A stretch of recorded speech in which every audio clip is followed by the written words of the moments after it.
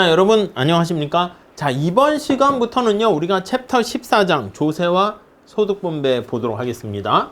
자, 챕터 14장. 자, 조세를 부과하잖아요. 아니 그러면 이 누군가가 세금을 부담해야 되지 않습니까? 그럼 그 사람 입장에서는 부담을 하게 되니까 내가 받게 되는 소득이라 할 수 있겠죠. 소득이 줄어들게 됩니다. 그래서 소득이 어떻게 분배가 될 것인가 요거를 살펴볼 거예요. 우선 여기 제일 앞에 보시면 첫 번째 줄 보세요. 법적으로 어떤 조세를 부담하게 되어 있는 사람 혹은 기업이 실제로, 법적이라는 말 동그라미 치시고요. 실제로라는 말 동그라미 치세요. 실제로 실제로가 진짜지 진짜 누가 부담지게 되는가? 그건 다를 수 있다는 거예요. 그래서 이게 누가 부담을 지는가? 그걸 우리가 인시던스, 귀착이라는 표현을 쓸 건데 세금을 부과하게 돼서 법적으로 이게 이제 뒤에 다시 얘기하겠지만 형식적으로 누가 부담하게 되는가와 경제적으로 부담하는 거, 이게 이제 경제적, 실제라고 보시면 돼요.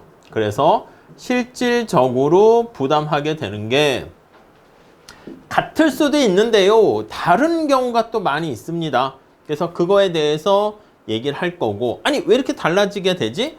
이게 만약에 법인세 하면 법인 기업에게 세금을 부과했는데 그 밑에도 나와 있듯이 그 기업이 삼성이나 현대에 세금을 때리는데 다른 사람한테 떠넘길 수가 있어요. 소비자한테 소비자 가격 인상으로 인해서 떠넘기게 되면 그걸 전가한다라고 얘기하거든요.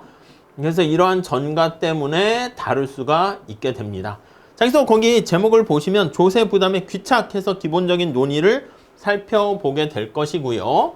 그 다음 이 귀착과 관련해서 우리가 경제학적인 분석을 할 건데 2절에 나와 있는 게 부분균형 분석이고요. 여러분, 부분균형 분석이라는 것은 어느 한 부분, 다른 관심 없는 부분은 다 고정돼 있다라는 가정하에서 얘기하는 것이고요. 일반 균형 분석은요, 모든 시장에 상호작용되는 것을 다 감안을 한다, 그런 뜻이 되겠죠. 자, 그래서 이렇게 일반 균형 분석을 우리가 이제 하버거 모형이라 할 건데, 이 하버거 모형, 국제무역에서도 많이 얘기하는 그런 모형이죠. 그래서 이걸 가지고 살펴볼 겁니다. 그 다음에 이걸 끝난 다음에는 그래? 그 다음엔 실제로 어떻게 됐는데 해서 실증 연구를 살펴보겠다. 이렇게 보시면 되겠습니다.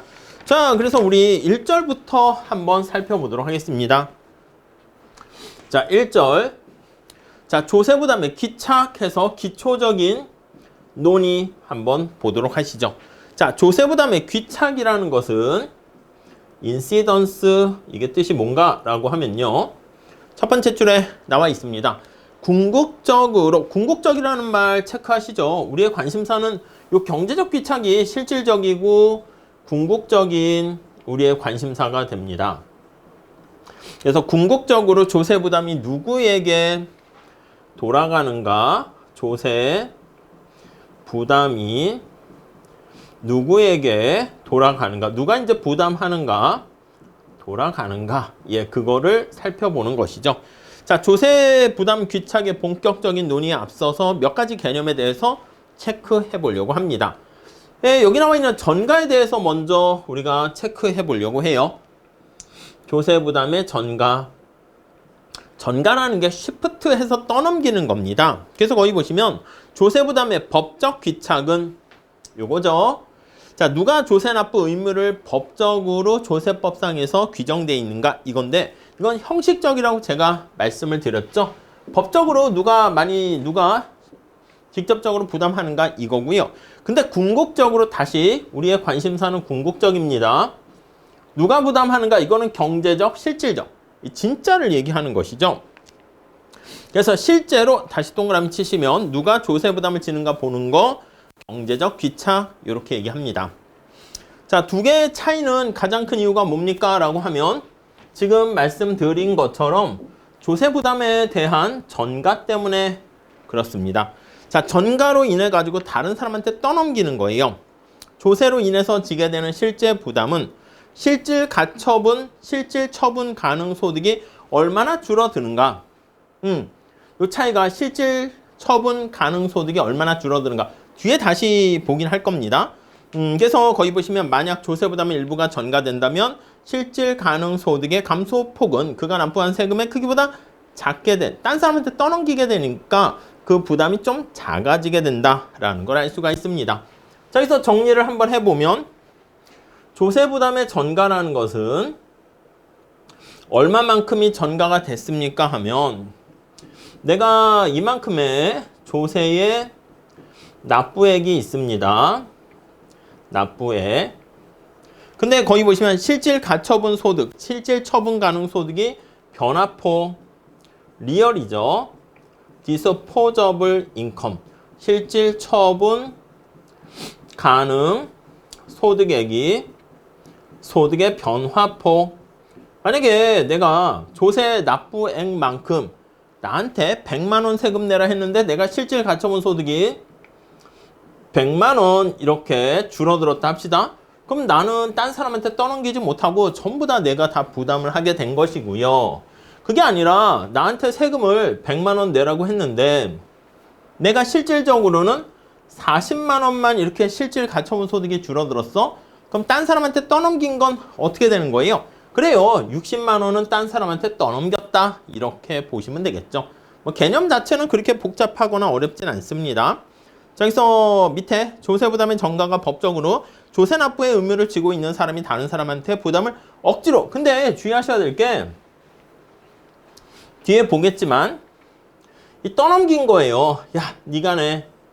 이게 우리가 억지로 하는 게 아니라 억지로 이렇게 하는 게 아니고 저절로 자발적으로 떠넘기게 된 거다. 이렇게 보셔야 됩니다. 경제적 힘의 관계에 따라서 떠넘기게 된 것이죠. 자, 경제적 관계의 성격이 허용되지 않는다면 아무리 부담을 남에게 떠넘기려고 해도 그렇게 될 수가 없습니다. 자, 다음 페이지 가보시면 자, 법인세를 가지고 예를 들고 있어요. 법인세 가지고 자, 기업, 삼성, 현대에 세금을 때린다라고 할게요. 첫 번째 줄 보시면 조세 부담의 전가가 일어나는 과정을 살펴볼 건데 기업이 생산하는 상품의 소비자 가격. 여러분, 법인세는 뒤에도 다시 나오긴 하는데 여기 기업이야. 기업이 이렇게 있습니다. 기업이 물건을 만들어요. 만들려면 노동과 자본이 있겠죠. 이런 생산 요소를 공급해 가지고요. 물건을 만들어서 이쪽에 소비자에게로 판매를 합니다. 밸류가 이렇게 창출되고 있어요. 자, 여기에 정부가 세금 내세요 해가지고 텍스를 부과했는데 삼성에서 스마트폰에다가 텍스를 부과했더니 소비자한테 소비자 가격을 올려가지고 전가하는 거야. 그래서 거기 보시면 소비자 가격을 상승시켜서 높아진 소비자 가격, 소비자가 부담하는 가격이 상승되었다라고 하면 소비자한테 떠넘기는 거야. 근데 가치가 이쪽으로 가는 거 아니겠습니까? 그래서 이거를요, forward라는 말을 써서 전방, 전가, 전전 이렇게 표현을 합니다. 근데 소비자가 스마트폰 가격을 막 올리려고 했더니 소비자들이 야, 그러면 우리는 니네 거 안 사고 다른 대체 상품을 사겠어? 애플이나 다른 사과, 바나나 폰을 사겠어? 이렇게 하면은 삼성 입장에선 떠넘길 수 없잖아. 그럼 어떻게 해야 됩니까? 라고 하면요, 이 뒤로 떠넘기는 방법을 사용합니다. 이게 뒤후자잖아요. 그래서 뒤로 떠넘긴다 라고 해서 이거를 후방으로 전가했다 해서 백워드, 후전 이렇게 표현하는데 거기 한번 볼게요. 노동자한테 전가시키거나 이쪽에 생산 요소 자본을 공급하는 사람한테 뒤로 떠넘길 수 있게 됩니다. 왜 그러냐면 아니 소비자한테 세금 폭탄을 자기가 다 받으면 되는데 소비자한테 전가할 수 없고 하니까 소비자한테 할 수 없어서 여기 나와 있는 생산 요소 공급자인 근로자에게 임금을 낮게 주는 거야.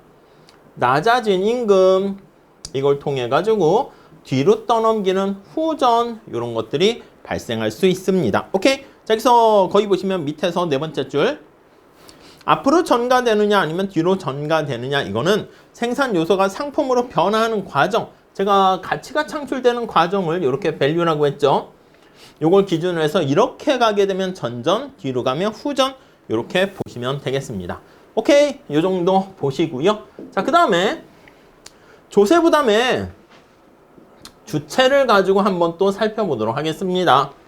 자, 첫 번째 줄 보시면 조세법을 보면 자연인뿐만 아니라 법인도 조세부담의 주체로 설정되어 있습니다. 자연인은 뭐 그냥 자연스러운 우리 사람들을 얘기하겠죠.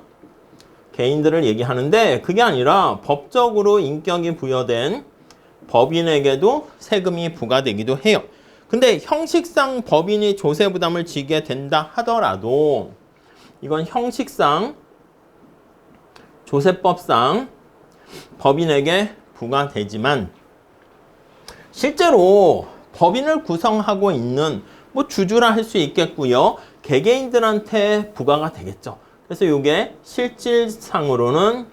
실질로는 네, 개인에게 이렇게 부담이 떨어지게 되는 거예요. 그래서 우리가 나중에 법인세 파트에서 볼 건데 야, 어차피 법인에게 세금을 때리더라도 실제로 부담하는 사람은 법인 안에 있는 개인한테 이게 전가가 되는 것이기 때문에 야, 법인세라는 거 필요 없지 않냐, 그냥 개인 소득세에 부과하게 되면 다 포함될 수 있지 않냐, 그런 주장을 하게 됩니다. 그래서 이제 거기에도 나와 있듯이 기업의 조세 부담이 늘어난다? 엄밀한 의미에서는 틀리는 표현이다라는 걸 알 수가 있겠죠. 그래서 실제로 개인이 부담하게 되는데 거기 나와 있는 것처럼 기업과 경제적 관련을 맺고 있는 사람들, 기업과 경제적 관계를 맺는 사람들, 이 사람들이 이제 실제로는 부담을 하게 된다라는 걸 알 수가 있습니다. 자, 그래서 다시 궁극적으로는 다음 단락 보시면 개인이 조세 부담을 지지만 근데 문제는 뭐냐면 수많은 개개인들을 대상으로 해가지고 어떻게 귀착되는가 그걸 분석하기는 어렵습니다. 그거 어떻게 하는데 현실에서는 조세 부담에 대한 귀착을 얘기할 때 주체적인 측면에서 봤을 때 그룹핑을 해가지고 분석을 할 거예요. 그래서 그룹화를 해가지고요. 그룹별로 귀착을 우리가 살펴볼 거예요. 오케이? 이해 가시죠? 어떻게 그룹핑을 할 것인가 한번 보시면요. 다음 페이지 가볼게요. 자, 첫 번째는요. 기능별 소득 분배를 합니다. 이거 다 알고 계시죠? 펑셔널로 따지는 거예요. 기능별. 그리고요. 자, 밑에 두 번째 단락 보시면 계층별. 이렇게요. 자, 기능별이라는 것은 우리 미시에서 얘기하는 것처럼 당신은 생산하는 데 있어서 어떤 펑션을 제공했습니까? 그걸 보는 거예요. 그래서 거기 보시면 어떤 생산 요소를 공급했느냐에 따라서 노동자 아니면 자본가 이렇게 나눠서 볼 수가 있겠죠. 자, 그런데 아시겠지만 우린 전통적으로 노동자가 힘이 없고 가난하고 자본가가 돈이 많고 이럴 수 있는데 요즘은 어떻게 됩니까? 구분하기가 힘들어요. 노동자들이 삼성전자 주식을 갖고 있으면 주식을 많이 갖고 있지 않는다 하더라도 주식을 보유한 만큼은 그 회사의 주주가 되는 것이고요.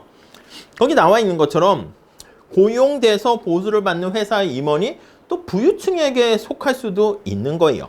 그래서 요즘은 구별이 불분명해요. 불분명. 역할이 다 섞여 있다. 이렇게 보시면 되겠죠. 자, 그 다음에 계층별 소득 분배. 근데 이제 분석이 편리하다는 그 이유로 많이 여전히 사용되고 있고요. 계층별 소득 분배는 이제 소득 사이즈로 구별하는 겁니다. 그래서 사이즈, 디스트리뷰션 이렇게 나와 있습니다. 자, 이 경우는 부유층과 빈곤층 이렇게 나눠지는 것이죠. 빈곤층 이렇게요.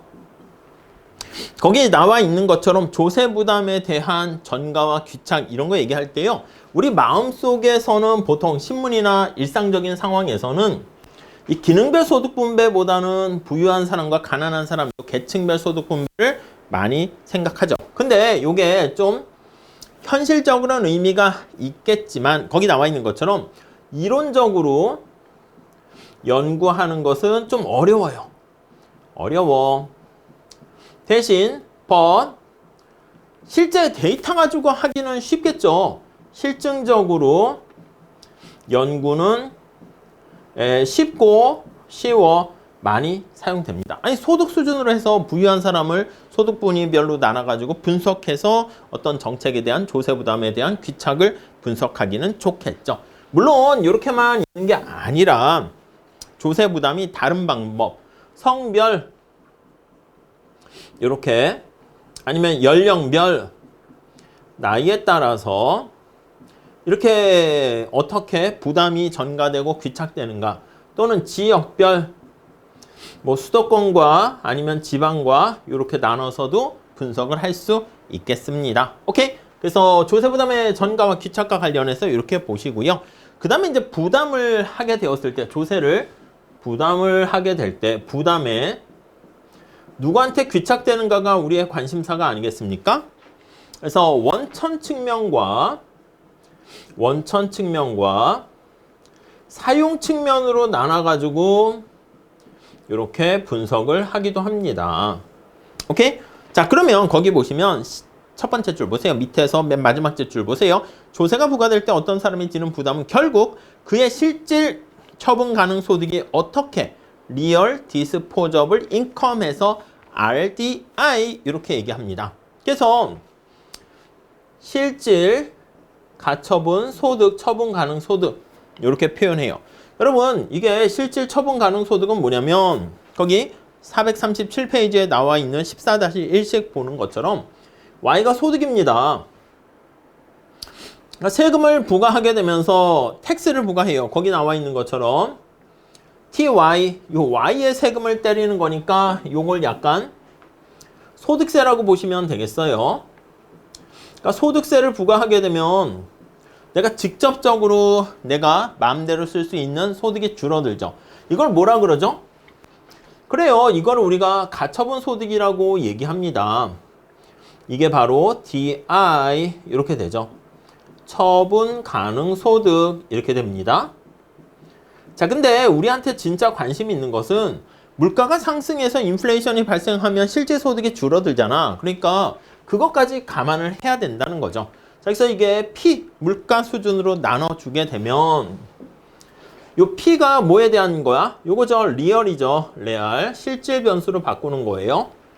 그래서 요게 바로 리얼. 리얼. 이렇게 되는 거 알 수가 있을 겁니다. 오케이? 그래서 14-1식 잘 보시죠. 조세 부과로 인해서 분자, 명목 처분 가능 소득이 줄어들게 되고요. 따라서 실질 처분 가능 소득은 줄어들게 됩니다. 그러니까 요 소득세가 올라가게 되면은 실질 처분 가능 소득은 줄어들게 되고요. 이게 바로 원천 측의 효과다. 이렇게 보시면 되겠습니다. 소득의 원천에 직접 영향을 미치게 되는 것이고요. 자, 그거 말고요. 거기 보시면 소득세가 부과돼서 명목소득 자체가 감소하게 되는 것이죠. 자, 뿐만 아니라 다음 단락 볼게요. 아니, 조세 부과로 인해서 생산 요소의 수요와 공급에 영향을 받고 이에 따라 아니 생산 요소 공급자의 소득이 달라져서 원천 측의 효과가 발생할 수도 있어요. 이거 말고요. 어떻게 또 원천 측이 발생할 수 있냐면 자, 거기 예를 잘 밑줄 쳐 주시죠. 저축에 과세를 하게 됐어요. 만약에 저축에 과세를 하게 되면 사람들이 저축을 하면 세금을 더 많이 내게 되니까 저축을 안 하려고 하겠죠. 자, 그러면 자본 축적이 줄어들어요.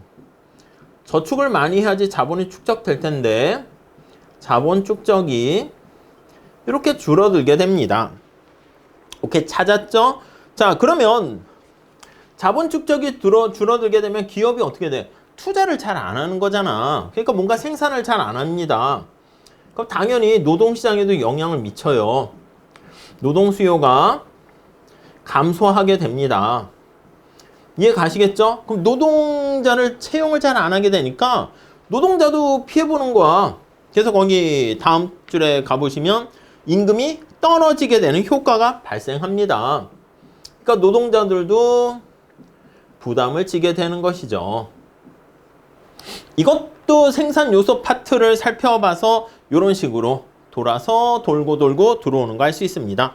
자, 여기서 거기 보시면 드물기는 하지만 조세 부과로 인해서 수요 공급의 변화가 생산 요소의 가격을 상승을 가져오는 경우도 생기게 됩니다. 그럼 원천적 효과가 조세 부담을 상쇄하는 효과가 발생하고요. 자, 그 다음에 우리는 여기 피해 영향을 미치기도 합니다. 자, 뒤에 다시 할 건데, 아니 납세자가 상품의 가격을, 소비자 가격을 올리게 되는 겁니다. 자, 그러면 분모가 더 커져서 조세를 부담하게 되니까 앞에서 얘기했던 뭐 기업에 법인세를 부과하던 이렇게 소비자 가격이, 상품의 가격이 상승하면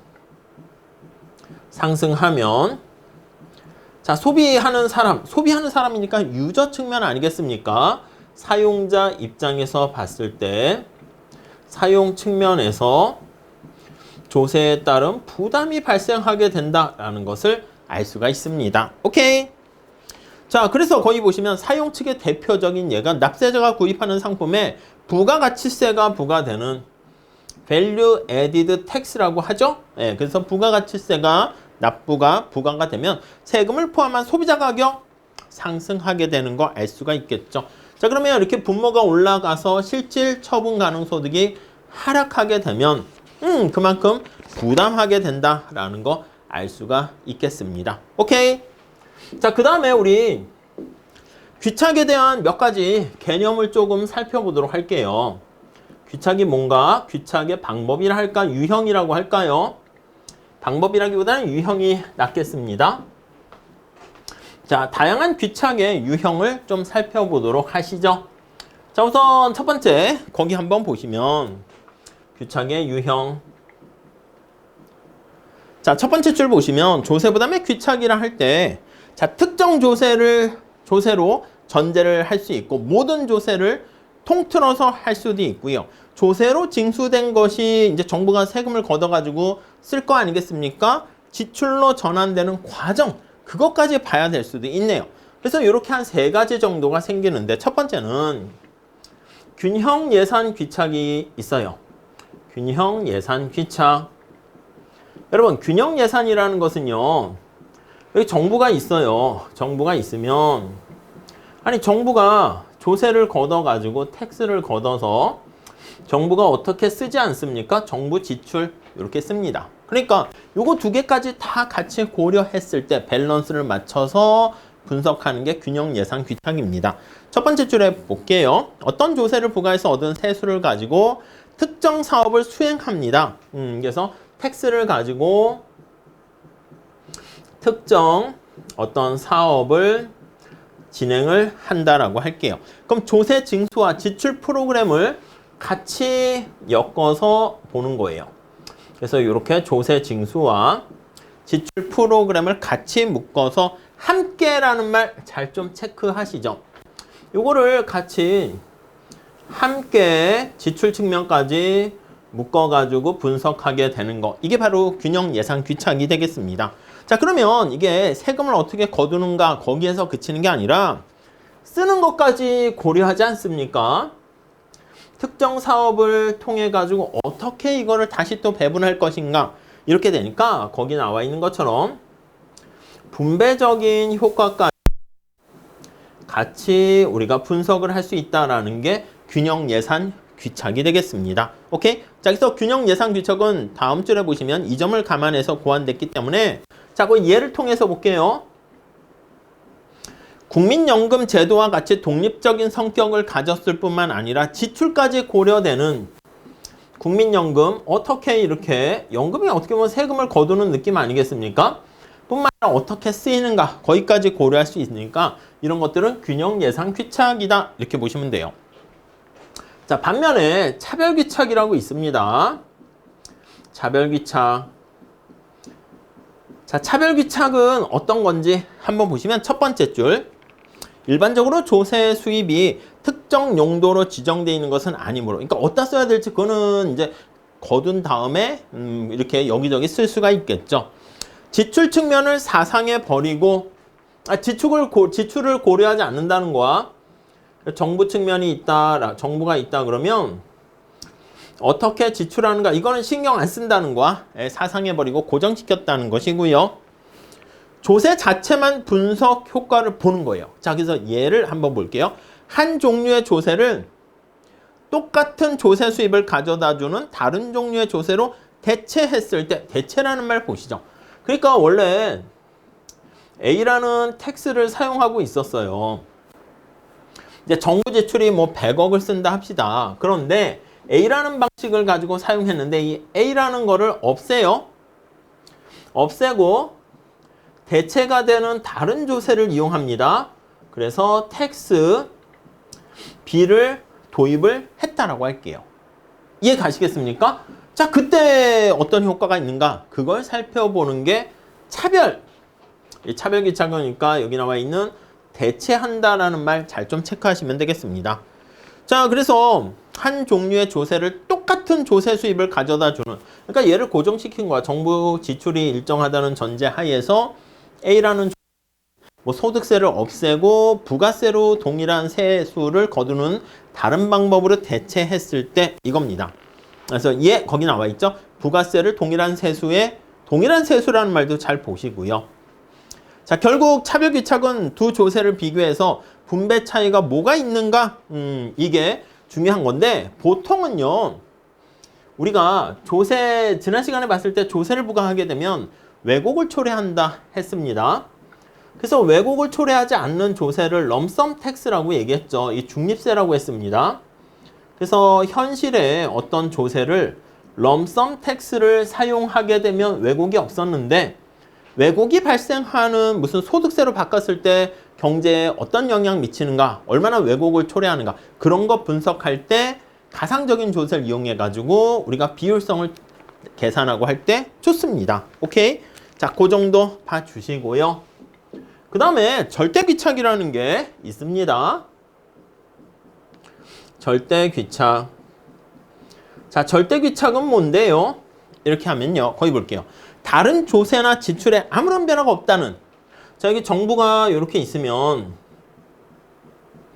위에 차별귀착은 A라는 조세가 있는 거를 다른 걸로 대체해서 B로 대체했을 때, 차별 뒀을 때 뭐가 어떻게 달라졌니? 그건데 요거는요, 텍스 A를요 그대로 둬요. 정부 지출도요 그대로 둬요. 없애는 게 아닙니다. 그대로 둔 상태에서, 자, 여기서 첫 번째 줄 잘 밑줄 치세요. 다른 조세나 지출에 아무런 변화가 없다라는 가정하에서 특정한 조세를 하나 집어넣습니다. 텍스 B를 하나 도입을 하는 거야. 새로운 조세를 도입을 했을 때 경제에 어떤 영향을 미치니, 이렇게 분석하는 거. 이게 보통 가장 기본적인 거 아니겠습니까? 지금 우리나라의 경제 상황과 시스템이 있는데 거기 새로운 신설, 새로운 조세를 도입했을 때 경제에 미치는 효과, 그게 가장 기본적인 건데 그걸 이제 가장 기본적인 절대귀착, 이렇게 표현을 합니다. 그래서 거기 보시면 소득세 세수를 지금보다 2배로 늘리는 거야. 소득세가 있는데 똑같은 쌍둥이 소득세를 한 번 더 부과했을 때 그 분배적 효과에 대해서 우리가 살펴본다. 이렇게 보시면 되겠네요. 자, 이게 조세에 대한 귀착에 대한 유형, 균형 예산, 그리고 차별, 절대귀착 이렇게 살펴봤고요. 자, 그 다음에 다른 기준에 의한 귀착의 구분, 기타 구분에 따른 거 한번 보도록 하겠습니다. 앞서 말씀드렸는데 첫 번째 1번은 부분균형 분석과 일반균형 분석 이렇게 있어요. 부분균형 분석과 일반균형 분석. 이거는 여러분 그냥 간단하게 우리 다 알고 있는 얘기죠. 앞에서 말씀드린 것처럼 부분균형 분석이다 라고 하면 어느 한 부분만 놓고요, 다른 것들은 고정돼 있다라는. 네, 두 번째 줄 볼게요. 첫 번째 줄 보시죠. 경제 어떤 한 부분에 조세가 부과되었을 때 다른 부분과의 상호 연관관계 때문에 분배적 효과가 복잡해질 수 있습니다. 그래서 그거를 좀 단순화시키기 위해서 그냥 조세가 부과되는 그 부분만 우리가 살펴보겠다 이 뜻입니다. 자, 그래서 특정 시장에서 부과된 조세의 효과를 살펴보는데 다른 시장은 살펴보지 않습니다.